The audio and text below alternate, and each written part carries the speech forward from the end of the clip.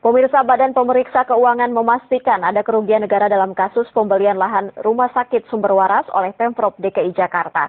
Kerugian negara yang mencapai ratusan miliar rupiah itu diduga hasil pemufakatan antara Yayasan Sumber Waras dan Pemprov DKI untuk mempermainkan harga tanah yang tidak sesuai NJOP.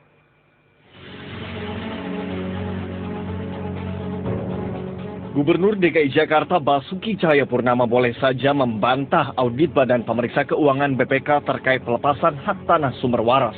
Namun reaksi Basuki tampaknya sulit membuatnya lolos dari jerat hukum.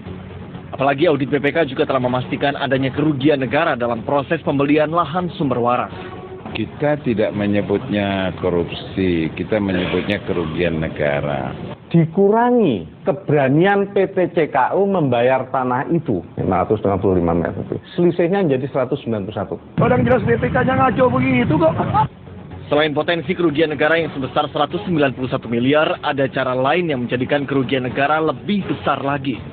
Bila penghitungan kerugian negara mengacu pada perbedaan nilai NJOP, maka kerugian negara menjadi 500 miliar rupiah lebih.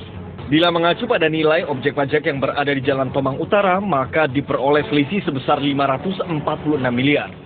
Dan bila mengacu pada rekomendasi Kadindes DKI Jakarta, Pemprov DKI Jakarta bahkan semestinya tidak mengeluarkan uang sepeser pun. Pasalnya, Kadindes DKI menyarankan pembangunan rumah sakit kanker dilakukan di atas lahan milik Pemprov, di Sunter atau di sebelah kantor Dinas Kesehatan DKI Jakarta. Itu semua kan tanah negara, artinya bukan jual beli, pelepasan hak. Kalau pelepasan hak itu biasanya ada kompensasi kerugian, ganti rugi kan. Itulah sebabnya mengapa banyak pihak curiga adanya permufakatan di antara Yayasan Sumber Waras dan Pemprov DKI Jakarta. Dispenda DKI menghitung, tapi hitungannya itu setelah pengurus yayasan mengajukan 20 juta gitu, kok sama gitu. Sudah ada kongko-kongko antara Abraham Tejanegara dengan Ahok sekaligus membicarakan NJOP sebesar 20 juta itulah yang masuk dalam surat Abraham Tejanegara. BPK sudah menyatakan pendapatnya bahwa ada kerugian negara dalam kasus alih hak tanah Sumber Waras.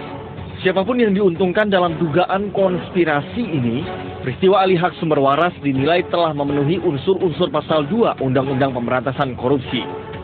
Bila benar demikian, mungkinkah KPK membantahnya? Tim MNC Media melaporkan.